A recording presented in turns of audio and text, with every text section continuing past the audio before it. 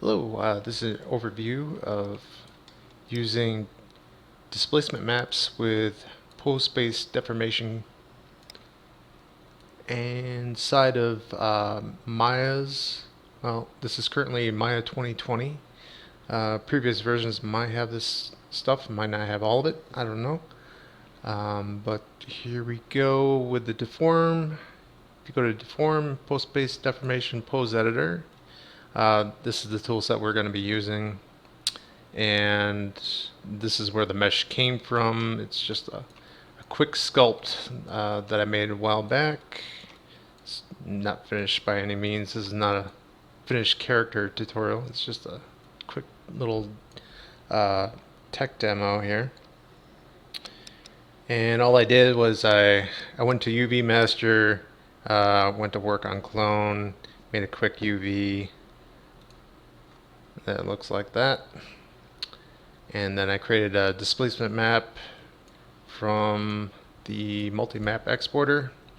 I created a 32-bit EXR. Here, these are my settings. If you go to export options and displacement map, you can see my settings. It was done with adaptive, 32-bit, and EXR format. And I don't have 3 channels or anything turned on. I believe that's just used for specific rendering capabilities that Arnold doesn't really need to create a satisfactory result. And I essentially just plugged that map into Arnold, and it pretty much just worked out of the box. Let's go back to UV Master.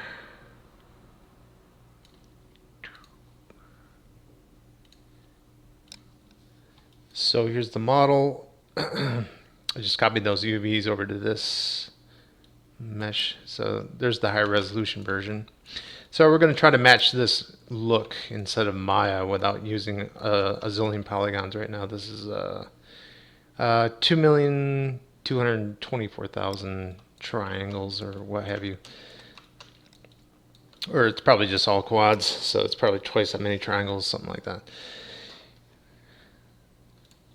So over in Maya, we have our low resolution cage. This is the cage that has all the UVs on it, and this is the cage that I skinned, and then I created a little motion on the rig. This is the setup machine 3 from Hanselman, and then I just skinned it using linear. You might want to try this using in the skin cluster. You can go to the skinning method. You can try this with dual quaternion. I weighted this with linear, so it's not going to look correct. But what dual quaternion does is it's a little bit better at preserving the overall volume, but it might not give you the desired effect in some types of models. But it's generally a good place to start if you're not planning on sending this to a game engine, which this is not meant for game engines, by the way. This is just meant for software rendering using Arnold or what have you. So yeah, that's a little quick introduction of what we're dealing with here. And I'm going to be concentrating on elbow bends and shoulder raises. That tends to be an area that people get frustrated the most with. And so let's start by talking about what the displacement is and what it's doing in this context. So we have this little poly cage. I suggest not going much denser than this if possible, and using quads wherever possible. It just tends to displace a little bit better, especially when using ZBrush. So here we have the AI standard surface, which I applied to this mesh, and if you click on the bottom little widget here, I know they're a little confusing, but if you just go there and then click on the displacement file, this is where you enter your EXR, which is just a black and white 32-bit image. Okay, and to get your preview going, you just hit the number 3, and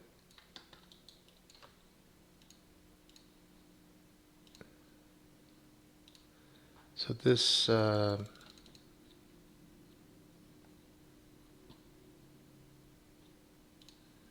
the displacement map is entered into the shading group attribute section.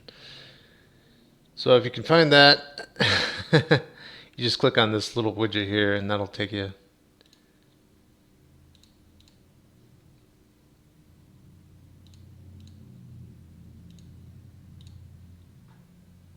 Just go to your AI standard surface tab, click on the bottom widget, and that should take you directly to this section, which has the shading group attributes.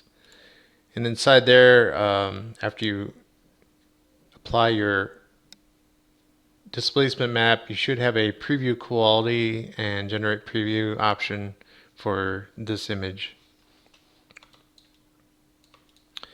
And you should be able to see your map.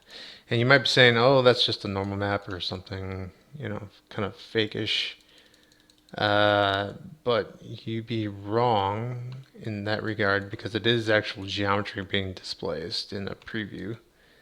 You can test that just by going to the scale section of the displacement shader. And under displacement attributes, you have something called scale. And then if you hit 2, or let's do something crazy like 5, you can see the geometry actually being displaced in real time. And this works pretty well. I mean, it gives you real-time feedback as you're going to be changing your deformations, which I'll show in a sec. So we'll set that back down to 1. And this is awesome. I wish we had something like this 10 plus years ago. It's extremely helpful, especially if you're planning on rigging a face or any other place that requires tiny little details from your displacement map. You can see how your mesh deformations are being affected by the displacement in real time. It's quite amazing. So as I said, I created this little animation, and I did quite a bit of work trying to get the skin to look good. But as you can probably tell, there's a few problems that need some tweaking. Things that just look kind of strange. Like if we go to the elbow bend, this is a common problem where you get this little bit too much curvature in the elbow. The overall curvature of the upper arm has a slight curve to it. You can blame that on my sculpting as it is right now. It's a little too straight. And when the arm bends like that, it tends to have a little curvature in the arm, and the elbow tends to protrude a little bit more. And we can fix that using post-based deformation, like tools, which is it's a delta applied to a on top of a skin deformation. And then as the shoulder comes up, our scapula is kind of getting squashed in this upper shoulder area, and we're losing a little bit of volume in the overall shoulder deltoid region, and maybe in the latissimus dorsi and the pectoral muscle. It just doesn't look as good. And I could fuss with it, in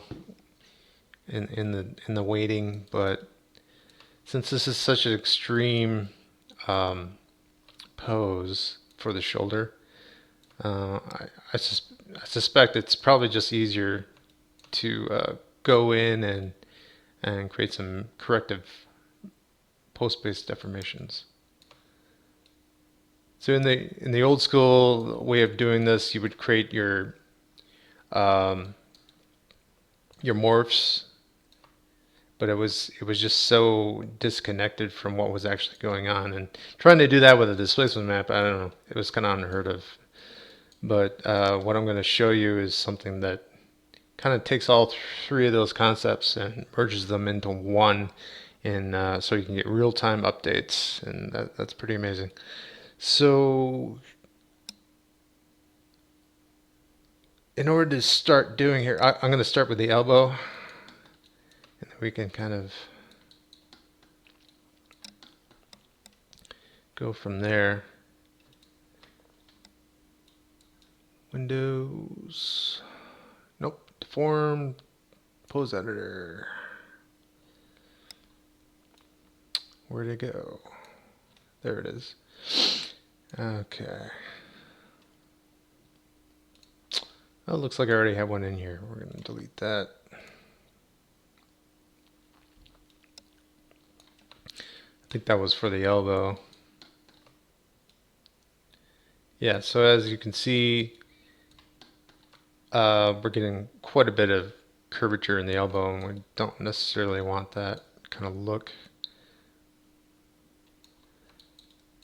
So to create so the first thing you want to do is create a pose interpolator. We can do that by simply clicking the mesh, and the joint that's actually bending the forearm, it needs to be a joint that has weight association with the mesh.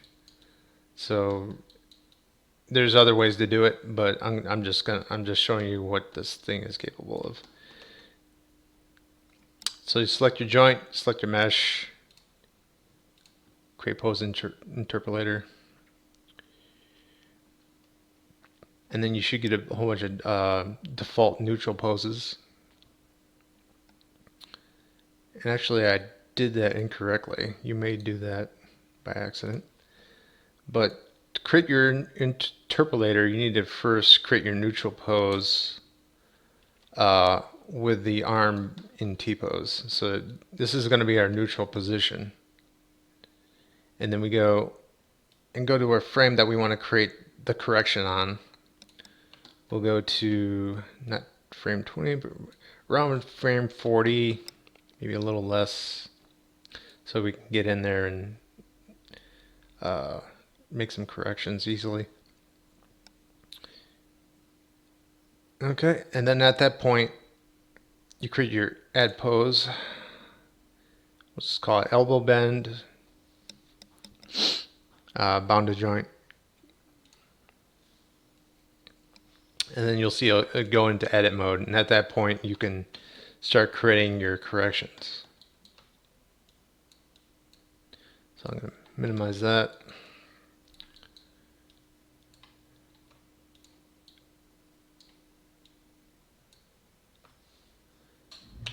And you can hit B for soft select, hold B and left drag to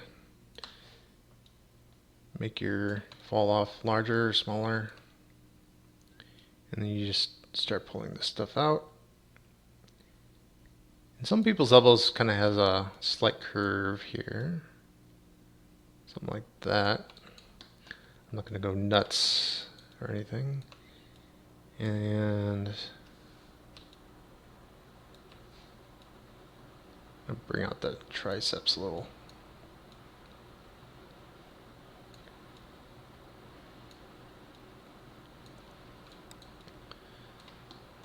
Okay.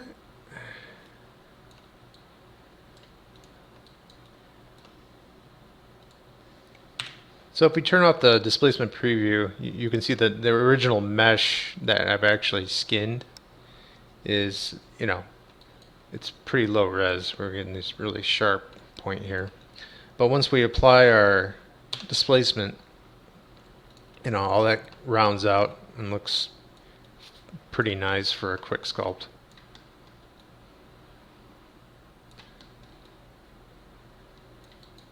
I don't know, I just think this is so fascinating. It's awesome. All right.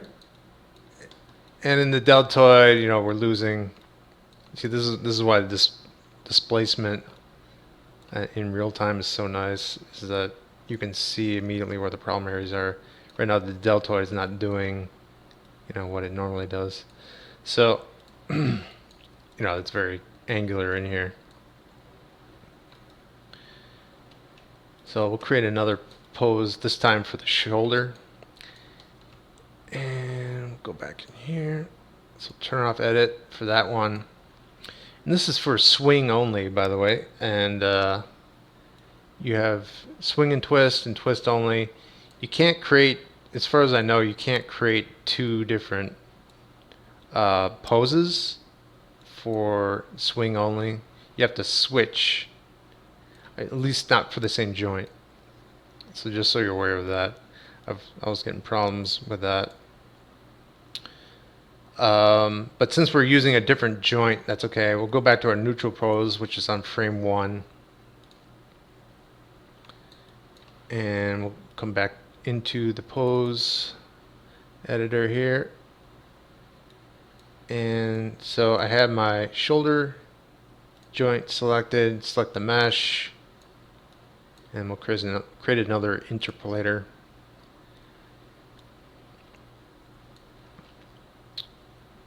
And right now it's set to twist only. We want this to be for just swing only.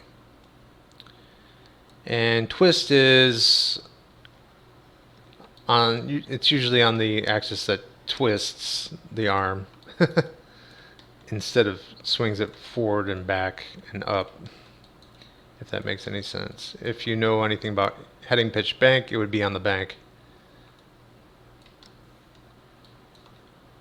So swing only. We'll go to our problem area pose here. So right about here.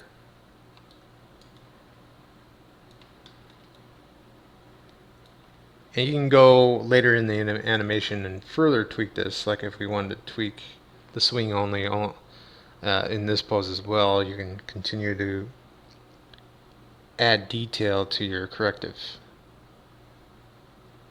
But we'll start here.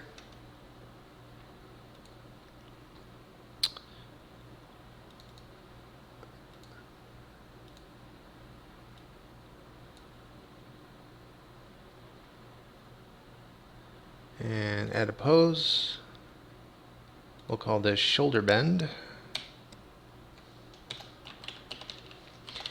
And all these names, these corrective names, can be found in the node editor. So if you need to clean stuff up and just delete stuff you don't need, you just go to node editor and you can delete it there. Just be careful of what you're deleting. And create new pose shape.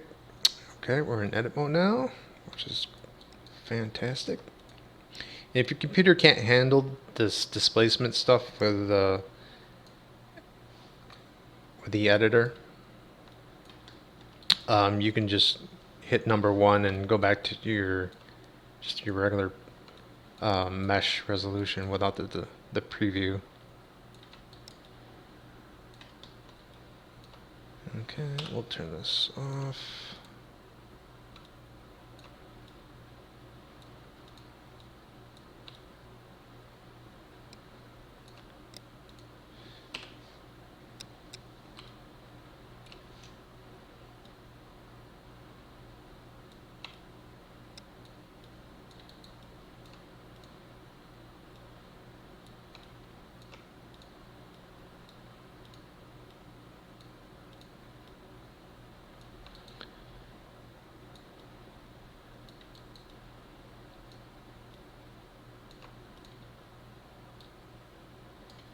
Go back to object mode. There, the deltoid looks a little bit better. I would probably keep going with that, but I'm just going to keep moving on here. And you'll notice as the clavicle goes up, it creates this weird bend in the actual displacement map, which is another reason why you really want these kind of previews.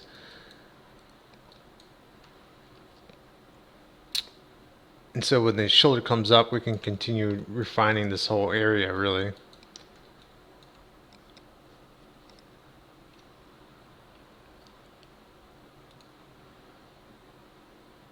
Yeah, we're still in edit mode. That's good. So let's go back into vertex mode. And we'll start lifting the clavicle up. Be aware of your axis orientation. That helps.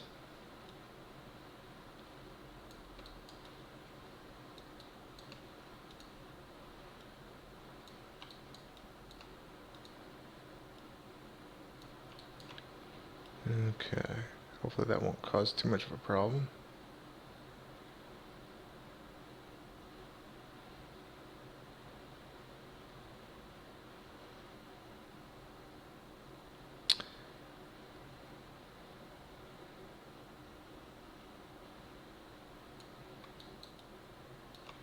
Yeah, it looks like I would probably need to come up with a more complex solution than this to actually correct the like putting this on the bank only or something, or which is the twist of the shoulder. Or actually, what I should do is put the clavicle actually on the clavicle bone instead of just a shoulder bone. That makes more sense. Yeah. So hopefully this demonstrates, what you might go through when trying to figure this out.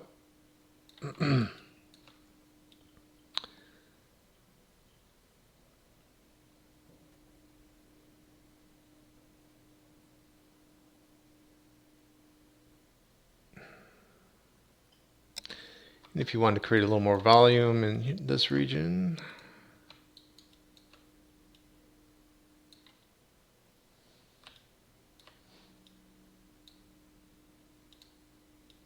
get rid of any ugly creases. That's what this is good for too. Bring out this area. And if you really want to go in and fix the details, what I recommend is going into your modeling tools, and while in translation mode, you can select tweak marquee and go into vertex mode. We'll turn off smoothing or soft select, and then you can just click and drag stuff, and they should translate according to the camera angle. So just get this nice and smooth in here, make it as appealing as possible. We'll go back to pick marquee, and we can start pulling this out.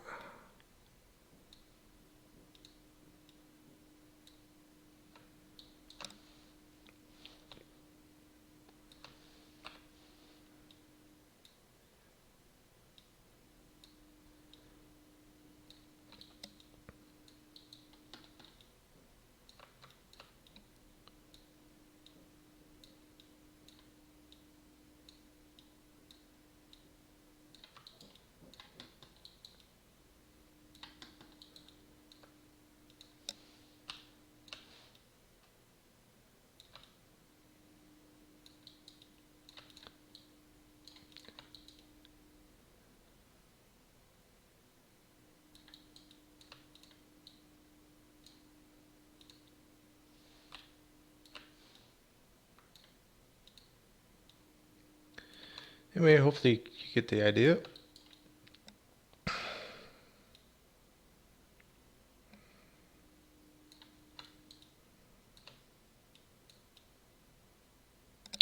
And then check your other poses and make sure nothing weird's going on with your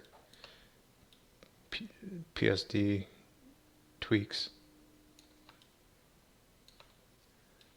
Yeah, see, you're right in there. It's getting a little funky. So usually what that means, you just need to put the PSD on a different bone. So that'll most likely take some experimentation. You can also use your sculpting tools Click sculpt. Let's see.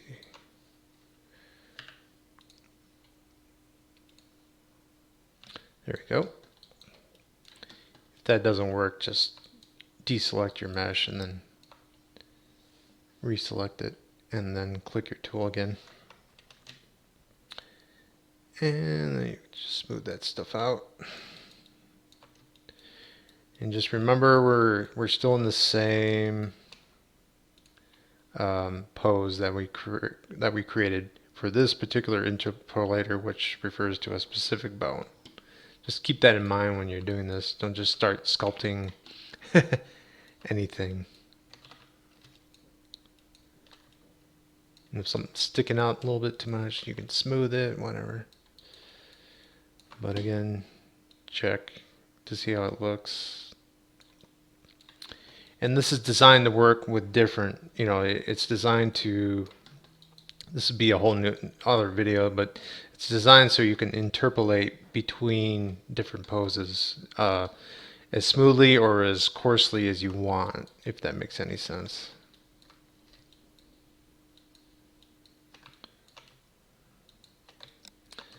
So it's definitely one of those fine art kind of things where you just keep playing with it till it looks good. And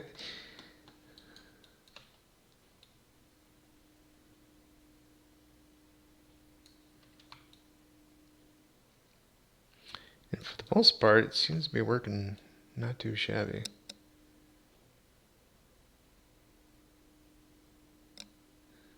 I would say at this point the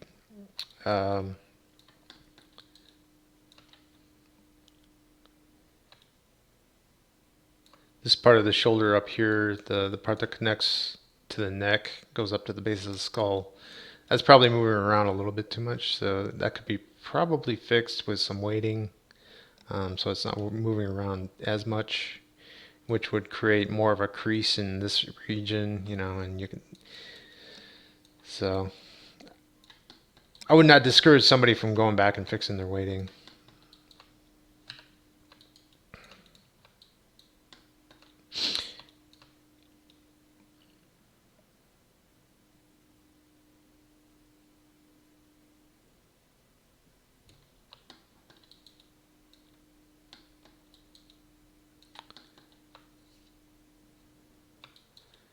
So while we're here, let's create another one. Well, this time for the clavicle. Turn off edit mode. And we'll select the clavicle and the same mesh. Create another interpolator. And we'll do this for swing only. So all three of these are on swing only. Okay, good. And then we'll go to our problem area, which was that area I was talking about earlier with this weird bend in the clavicle bone, which is being expressed through this displacement map, right? So we'll add another pose. We'll call this clavicle bend. Create pose shape. We're in edit mode now, and we can go into vertex. And just start changing things.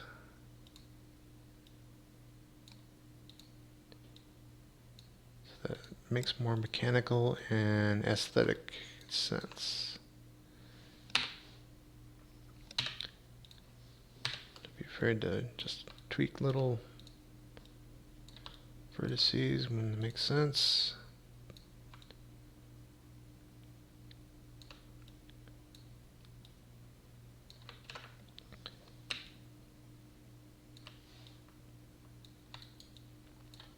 Okay, and maybe we want more of a bulge,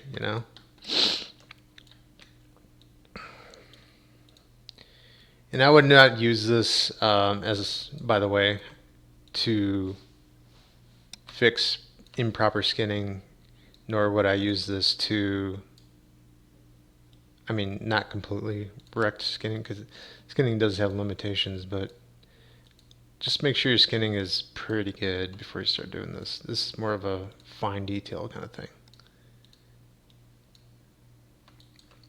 And I also would not use this to show realistic muscle sliding or anything like that. You can create some bulges that make sense and some creases that make sense, but I wouldn't use this tool as an animation tool per se, just a deformation correction tool.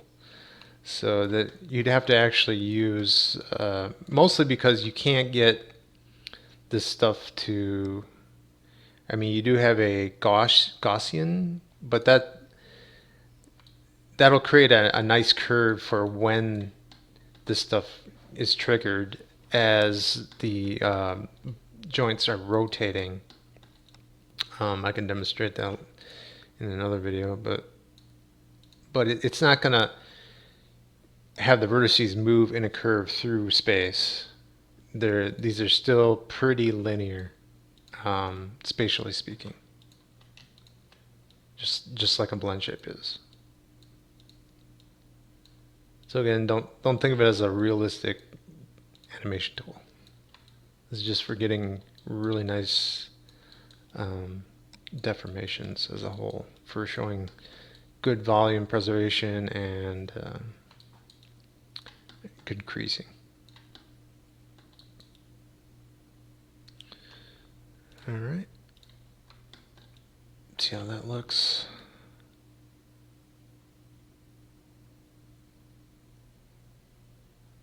There, kind of preserving the scapula area a little bit better too, just by doing that.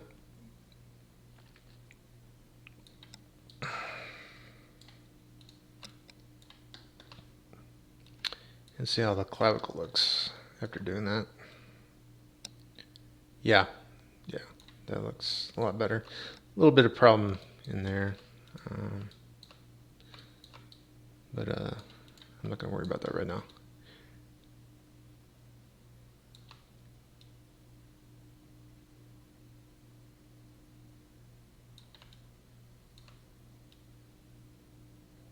Next thing I would focus on is this entire scapular area, making that, right now it's squishing a little bit too much. It just doesn't look very, it doesn't feel like a muscle. So yeah.